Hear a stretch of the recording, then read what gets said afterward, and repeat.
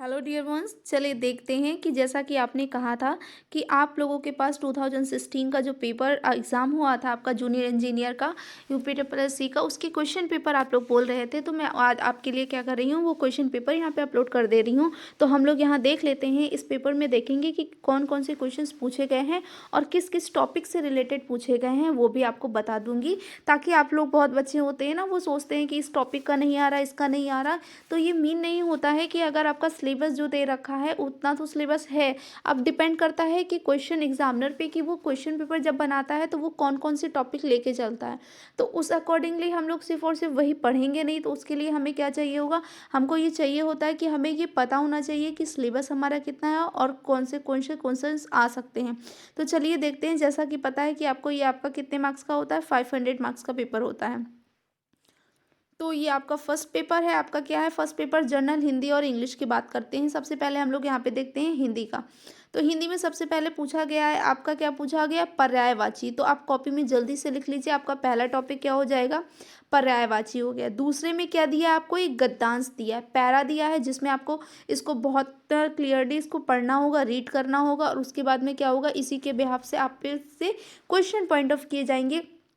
तो आप क्या कर सकते हैं, इसके क्वेश्चंस आपके होंगे। तो आपको ये चीज़ देखना है। यहाँ पे आपने देखा कि किस तरीके से क्वेश्चंस पूछे गए हैं इसके और कितने क्वेश्चंस पूछे गए। तो अगर हम लोग काउंट करें कि यहाँ पे कितने क्वेश्चंस पूछे गए पैरा से, तो 1 2 3 4 और कितने क्वेश्चंस पूछे गए आपके पैरा के, 5 क्वेश्चंस पैराग्राफ से पूछे जाते हैं। फिर उसमें आपसे पूछा जाता है कौन सा वाक्य गलत है। जैसा कि हम लोगों ने यहाँ पे पढ़ा था आपका अशुद्ध और शुद्ध वाक्य। यहाँ पे क्या बोला गया है, उक्त वाक्य में कौन सा भाग गलत है। तो यहाँ पे वाक्य आ गया। कल हम लोगों ने शब्द पढ़ा था और अब हम लोग क्या पढ़ेंगे, वाक्य में जो अशुद्ध वाक्य होते हैं वो देखेंगे। तो एक टॉपिक आप क्या लिख लेंगे, अशुद्ध और शुद्ध शब्द और वाक्य, एक टॉपिक ये हो गया। आगे देखते हैं। देखिए, इससे दो क्वेश्चंस पूछे गए। अशुद्ध वाक्य से कितने, दो क्वेश्चन अशुद्ध वाक्य से हो गए, ठीक है।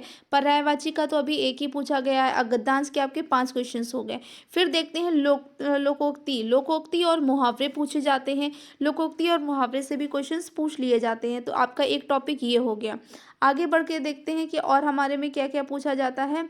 फिर आगे क्वेश्चन है हमारा इसमें 10th है, ठीक है। इसमें और आगे का देखते हैं जल्दी से क्या क्या क्वेश्चंस पूछे जाते हैं, ताकि आपको ये समझ में आ जाए। ये तो हाँ कंप्लीट हो गया था, सेकंड पेज पे थे हम लोग। यहाँ पे देखते हैं पर्यायवाची। देखो, एक और पर्यायवाची पूछ लिया। तो अब पर्यायवाची यहाँ पे कितने हो गए, दो पर्यायवाची हो गए। दो आपके क्या हो गए, गलत वाक्य के दो क्वेश्चंस पूछ लिए गए। फिर पूछा है मुहावरे पूछा गया, एक लोकोक्ति हो गया, एक क्या हो गया, मुहावरे पूछा गया। तो इसमें से सबको आपको मैच करना है। अगर आपको इसका पढ़ा होगा आपने कि कौन कौन सा है, तो आप उसमें क्या कर सकते हो, उसके अर्थ को मिला के कर सकते हैं। फिर देखिए, यहाँ पे एक क्वेश्चन आपसे पूछा गया है यहाँ पे कि कौन सा दीर्घ स्वर नहीं है, ठीक है। तो ये वर्ण से आपसे संबंधित हो गया है। तो वर्ण वाला हमने भी करवाया। तो दीर्घ में कौन सा नहीं होता है, ई नहीं होता है। तो जब सॉल्यूशन में आपका ये गलत हो गया था, तो इसका आंसर क्या होगा, ई होगा। नेक्स्ट देखिए क्या पूछा गया। नेक्स्ट में फिर से यहाँ मुहावरा पूछा गया है।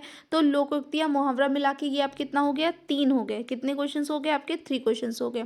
आगे मूव करते हैं। फिर हमारा है 14 में क्या बोला जा रहा है, वह किला, इसमें गलत है। तो देखो, गलत वाला फिर आ गया। तो अब गलत के दो ऊपर कर चुके, एक यहाँ पे गलत शुद्ध और अशुद्ध शब्द और वाक्य। यहाँ पे तो वाक्य पूछा गया है। तो ये आपका कितना हो गया, 3rd हो गया। आगे देखते हैं। अब यहाँ पे क्या पूछा गया आपका, दाईं से विलोम शब्द बताने हैं। क्या होगा आपका, यहाँ पे पूछा है विलोम शब्द। ये भी आपके कितने मार्क्स का है, 1 मार्क्स का है। विलोम शब्द पूछे गए, ठीक है। फिर उसके बाद में पूछा गया है, गलत नहीं है। फिर से देखो, वाक्य पूछा। अब ये कितने मार्क्स के हो गए, 4 मार्क्स के हो गए। शुद्ध और अशुद्ध वाक्य कितने मार्क्स का हो गया, 4 मार्क्स का हो गया, ठीक है। तो उससे आपको डिटेल में पता होना चाहिए, फिर वो भी हम करा देंगे। उसके बाद में फिर से विलोम पूछा। विलोम, अब कितने विलोम हो गए, 2 विलोम हो गए। कितने पूछ लिए गए, 2 विलोम शब्द आपके लिए इसमें पूछ लिए गए। आगे देखते हैं हम लोग। आगे है हमारा इसमें उच्चारण का। हाँ देखो, वर्ग। अभी हम लोग ने जो वर्ण वाला चैप्टर कंप्लीट किया है, वर्णमाला वाला, इसमें पूछा गया का वर्ग का उच्चारण किससे होता है, किससे होता है, कंठ से। कल हमने बहुत डिटेल में आपको समझाया था। उसके बाद भी अगर आपको कोई प्रॉब्लम होती है तो आप कमेंट करके पूछ सकते हैं। आगे देखते हैं।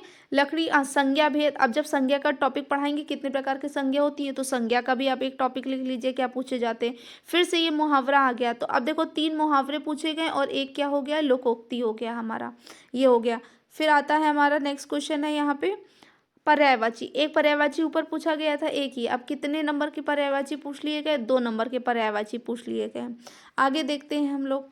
आगे में क्या पूछा है? विलोम शब्द। अब विलोम शब्द यहाँ पे देखो, तीसरे नंबर का क्या हो गया? विलोम शब्द हो गया। तो ये कितने मार्क्स का हो गया? 3 मार्क्स का हो गया। आगे नेक्स्ट क्वेश्चन पूछते हैं, सर्वनाम। यहाँ से क्वेश्चन ये रिलेटेड हुआ, किससे रिलेटेड हुआ? सर्वनाम से।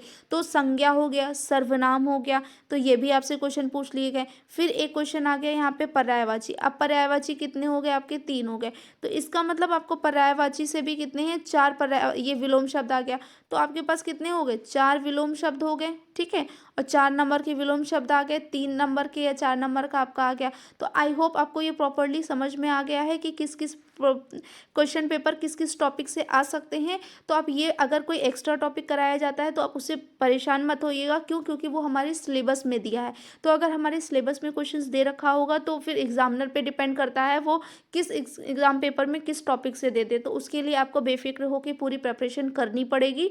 तो आपको प्रिपरेशन आप उसी हिसाब से करते चलिएगा। आपको टाइमली वीडियोस मिलते जा रहे हैं, तो आप अपना प्रॉपर नोट्स बनाइए, क्योंकि अगर आप प्रॉपर नोट बनाएंगे तो वो आपके लिए बहुत ही ज़्यादा हेल्पफुल रहेगा। अपना लिखा हुआ हम लोग बहुत ईजी से लर्न कर लेते हैं। आई होप आपको ये क्लियरली समझ में आ गया होगा। अगर समझ में आ गया तो please like, share and subscribe. Thanks for watching and keep watching.